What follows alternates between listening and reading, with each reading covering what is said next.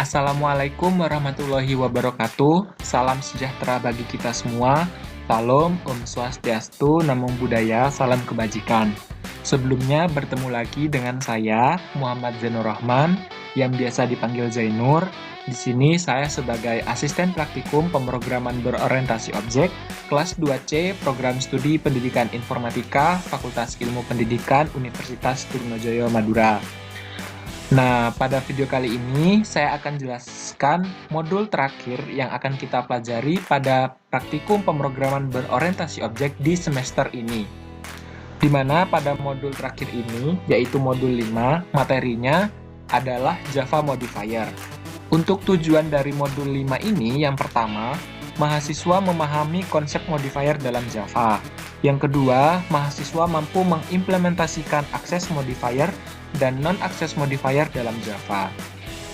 Untuk software atau alat yang digunakan pada modul terakhir ini masih sama seperti modul-modul sebelumnya, yaitu NetBeans IDE, di mana tugas pendahuluan untuk modul 5 atau modul terakhir ini ada 4, seperti yang ada pada layar ini ya teman-teman, di mana tugas pendahuluan ini sifatnya wajib dikerjakan oleh praktikan sebelum mengikuti kelas praktikum. Baik, untuk mempersingkat waktu, langsung saja di sini saya akan menjelaskan dasar teori dari modul terakhir yang akan kita pelajari, yaitu Java Modifier. Dasar teori yang pertama yaitu Access Modifier. Access Modifier ini perlu kita ketahui bisa disebut juga Access Specifier, yang mana salah satu fitur penting dalam pemrograman berorientasi objek atau Object-Oriented Programming yang berfungsi untuk melakukan data hiding atau menyembunyikan data. Nah, fitur ini memungkinkan kita untuk mengatur hak akses dari member class, sehingga tidak sembarangan perintah dapat mengaksesnya. Atau dengan kata lain, tidak bisa diakses secara langsung, seperti itu. Nah, akses modifier di sini dibagi menjadi dua tempat. Yang pertama untuk class dan untuk atribut, metode, dan konstruktor. Untuk class sendiri ada dua jenis modifier, ada public dan default. Public ini merupakan jenis modifier untuk class yang dapat diakses oleh kelas lain. Sedangkan defaultnya ini jenis modifier untuk class yang dapat diakses kelas lain dalam package yang sama. Jadi antar kelasnya itu harus ada dalam package yang sama. Seperti itu. Untuk akses modifier penempatan yang kedua itu ada untuk atribut, metode, dan konstruktor, di mana pada penempatan ini ada 4 jenis modifier. Yang pertama public, kedua private, ketiga default, yang keempat ada protected. Nah, untuk jenis modifier public pada penempatan ini itu kodenya dapat diakses semua kelas. Sedangkan untuk yang private, kodenya ini hanya dapat diakses kelas yang mendeklarasikannya. Jadi, kalau tidak dideklarasikan maka tidak bisa diakses oleh kelas lainnya, seperti itu. Atau dalam hal simpelnya bisa dikatakan hanya punya kelas yang mendeklarasikan, seperti itu. Lalu yang ketiga ada jenis modifier default. Nah, di sini kodenya ini dapat diakses dalam package yang sama, kurang lebih sama seperti di penempatan untuk kelas ya. Dan yang terakhir itu ada protected, di mana kodenya ini dapat diakses dalam package yang sama dan subclass-nya. Di sini yang dimaksud protected dapat diakses dalam package yang sama dan subclass-nya ini, maksudnya seperti ini teman-teman. Protected ini merupakan sebuah kode yang dapat diakses dalam package yang sama dengan subclass-nya. Jadi subclass-nya dan package-nya itu harus dalam satu kesatuan. Jadi tidak bisa berbeda package dan tidak bisa berbeda subclass, seperti itu. Selanjutnya di sini saya akan menjelaskan dasar teori yang kedua, yaitu ada non-access modifier, di mana non-access modifier ini merupakan modifier yang tidak menyatakan hak aksesnya, namun memiliki fungsi tertentu terhadap apa yang dideklarasikan. Sama seperti halnya di access modifier tadi, non-access modifiernya di sini dibagi menjadi dua tempat. Yang pertama untuk class, yang kedua untuk atribut dan metode. Nah, untuk class sendiri ini ada dua jenis modifier. Yang pertama final dan abstract. Untuk finalnya sendiri, ini kelas tidak dapat diturunkan ke kelas lain. Jadi kelasnya itu tidak bisa diturunkan ke kelas-kelas yang lain, jadi hanya kelas itu saja.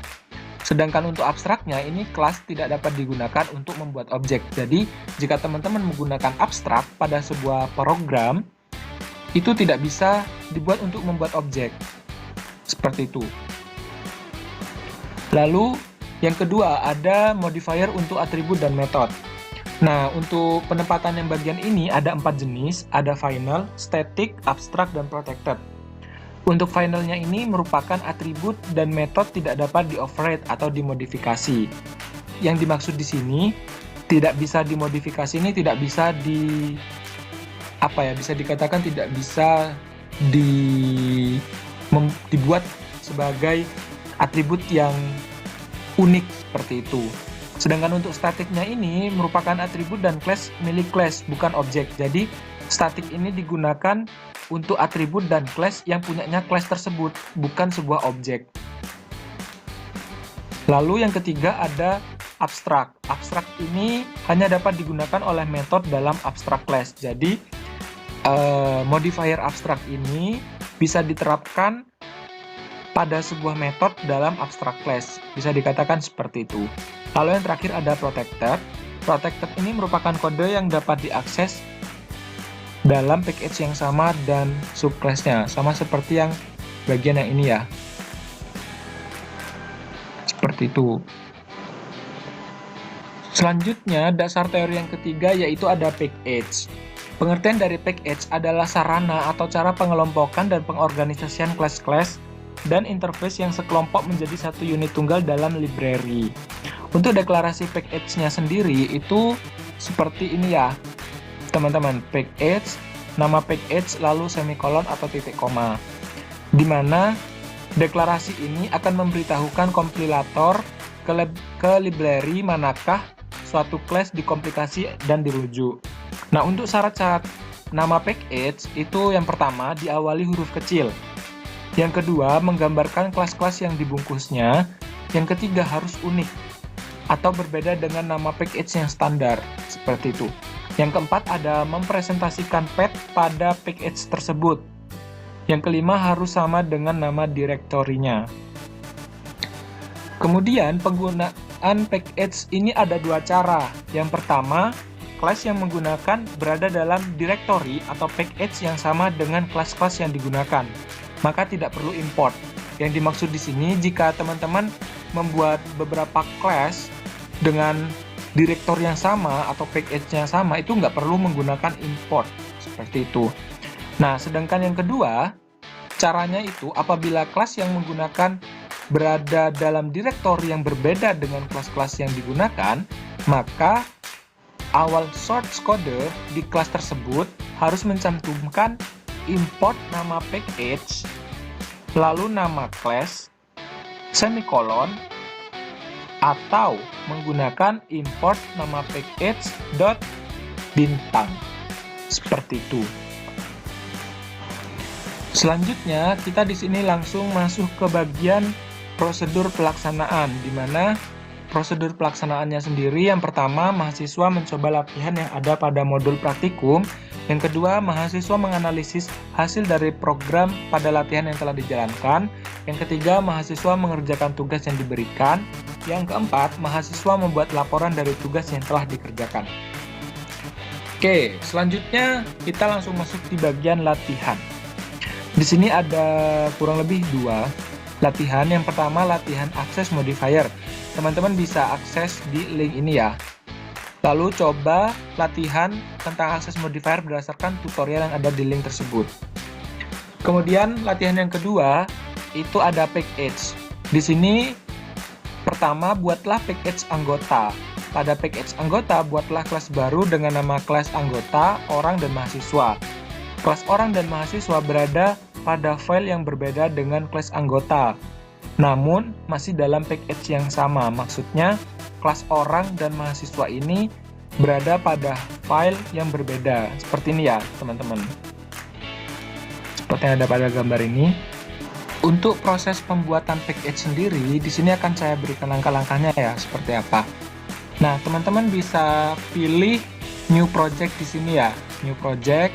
Kemudian teman-teman tentukan kategori dan projectnya seperti apa, lalu next. Nah, di sini kita coba buat priv21c.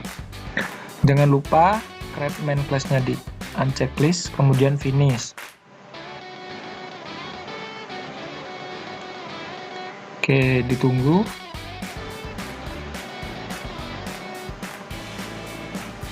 Mana projectnya? Nah, di sini ya new projectnya. Kemudian teman-teman bisa klik kanan pada project ini, lalu nanti akan muncul seperti ini. Kemudian teman-teman bisa pilih new Java package. Di sini kita tentukan nama package-nya. Contoh tadi nama package-nya nama saya ya, seperti itu. Kemudian finish, teman-teman tinggal finish. Kemudian nanti akan muncul tampilan seperti ini. Nah, ini kalau kayak gini itu berarti di dalam package ini masih kosong, tidak ada apa-apa. Namun jika sudah ditambahkan kelas, maka akan muncul tampilannya seperti ini. Jadi apa ya, warnanya itu sudah bukan abu-abu seperti itu. Nah, jika kita ingin membuat package sebanyak 3 kali, kurang lebih seperti itu, maka lakukan perintah yang sama, new Java package. Jika sudah dibuat package-nya, lalu kita ingin menambahkan class, sama, kita tinggal klik kanan, new, kemudian Java class. Nah, di sini kita tentukan nama class-nya umpamanya CU. Kemudian finish, lalu dia nanti akan berubah warnanya, bukan abu-abu lagi, tapi berwarna coklat. Seperti itu, teman-teman. Kemudian kita buka file orang, lalu tuliskan kode program yang sama seperti ini ya. Kita bisa kopas saja. Oke, kita langsung terapkan. Di sini saya sudah mencoba. Nah, kurang lebih sama seperti ini ya. Jadi nama package-nya itu ada di sini, di baris ke-6 ini. Lalu jika kita cocokkan dengan modul public class orang, string nama, integer usia, lalu di sini ada metode. Ada 3 metode ya. Yang pertama metodenya berparameter dengan berisikan atributnya dari kelas ini. Lalu metode yang kedua itu untuk pemanggilan, get nama dan get usia. Oke, di sini sudah ya, sudah saya setting. Kemudian yang kedua, teman-teman bisa buka file mahasiswa tadi, kemudian tuliskan program di bawah ini. Mahasiswa merupakan subclass dari kelas orang. Jadi jangan lupa mahasiswa di sini merupakan subclass dari kelas orang, berarti ada kata extend yang berarti turunan seperti itu. Nah, pada kelas mahasiswa sendiri ini ada atribut string, name, tugas, kemudian integer IPK. Sama ya, kurang lebih sama sih seperti tadi. Nah, pada saat pemanggilan metode di bagian ini yang saya blok, jangan lupa setelah pengetikan return itu tambahkan super.getNama lalu super.getUsia, karena di sini kita akan menurunkan menurunkan atribut dari kelas orang tadi. Nah, di sini ada supernya ya, super nama usia. Kemudian di sini tugasnya ini bisa ditambahkan di bagian ini, metode terakhir ini ya. Oke, kita terapkan. Jika diterapkan maka nantinya seperti ini teman-teman. Kurang lebih tinggal kopas saja ya, biar tidak tidak lama-lama. Kemudian teman-teman mahasiswa diminta untuk buka file anggota, kemudian tuliskan kode di bawah ini. Nah, untuk kelas anggota ini fungsinya akan memanggil metode pada kelas mahasiswa. Nah, di kelas mahasiswa kan sudah dibuat nih ya metodenya yang ini ya. Maka nanti di kelas anggota ini dia akan memanggil metode-metode ini. Seperti itu. Nah, di sini dibuatkan sebuah objek. Objeknya menggunakan nama mahasiswa. Nah, di sini kenapa nama mahasiswa? Karena di kelas anggota ini nanti akan memanggil pada bagian metode yang ini, seperti yang saya jelaskan tadi. Oke, kita langsung di NetBeans ya, anggota. Nah, maka dia bisa dibuat seperti ini. Nah, berhubung kelas mahasiswa ini ada dalam satu package, maka tidak perlu pemanggilannya menggunakan import seperti itu. Jadi cukup package anggota saja karena masih dalam satu lingkup seperti itu. Jadi cukup langsung dibuatkan objeknya dan diterapkan panggilannya seperti apa. Nah, jika di program ini dijalankan, maka nantinya akan muncul seperti ini. Oke, sebentar. Kita coba untuk run.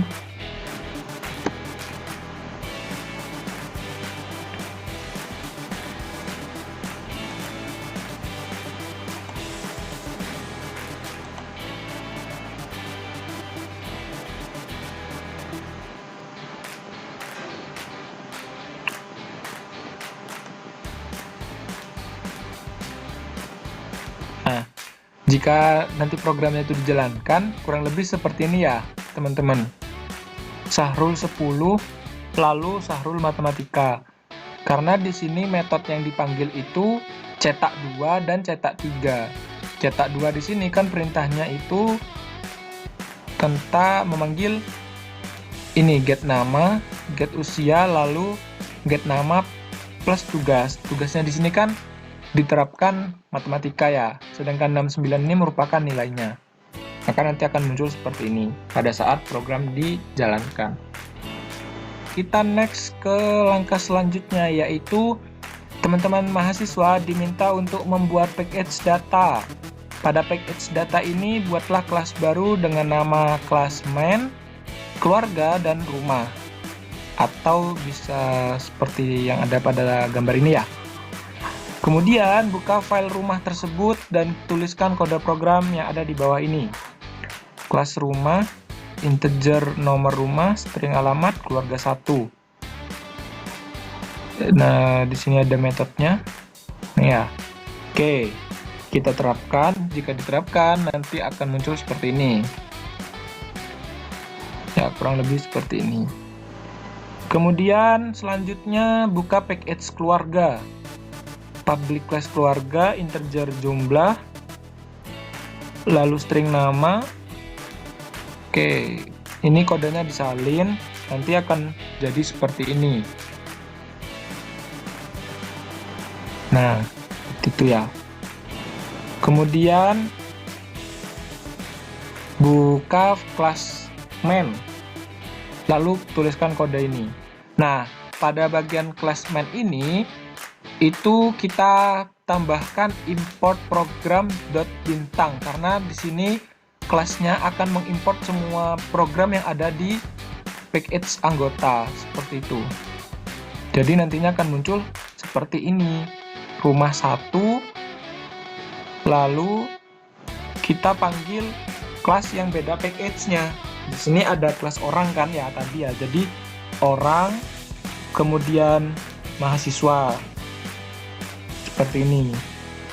Ini kita coba copy semua, nantinya akan muncul seperti ini, teman-teman. Jadi untuk rumah sendiri ini kan masih dalam satu package ya, dalam package data. Jadi tidak langsung saja diterapkan.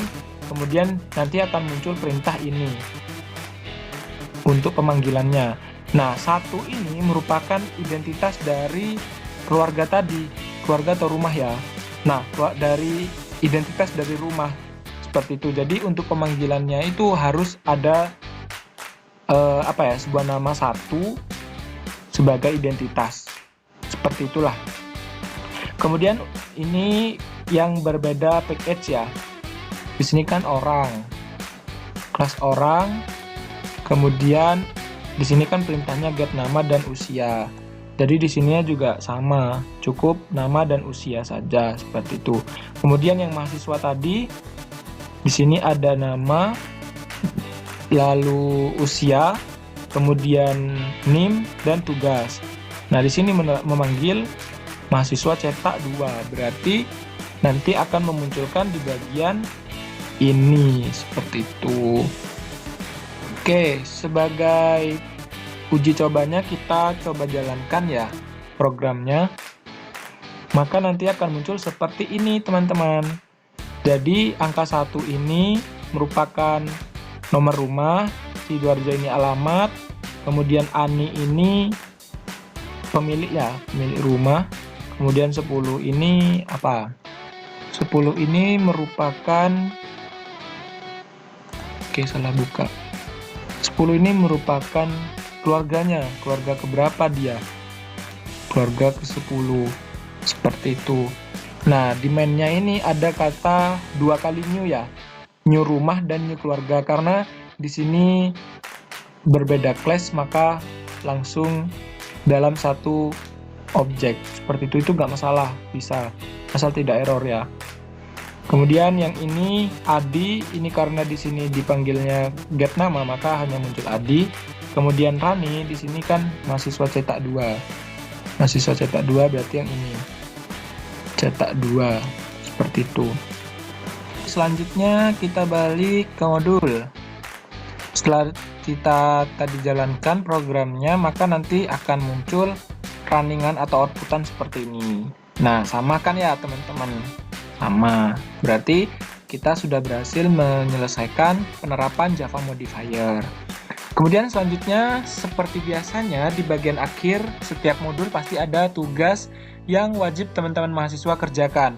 Di mana pada modul ini cukup satu tugas saja, yaitu buatlah sebuah project yang memiliki 3 package, di mana menerapkan semua akses modifier di dalamnya.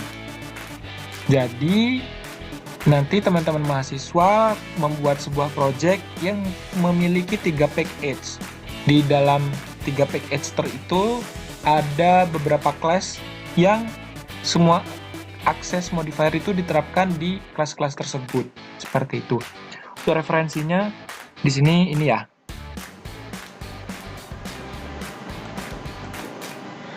Mungkin itu saja yang dapat saya sampaikan.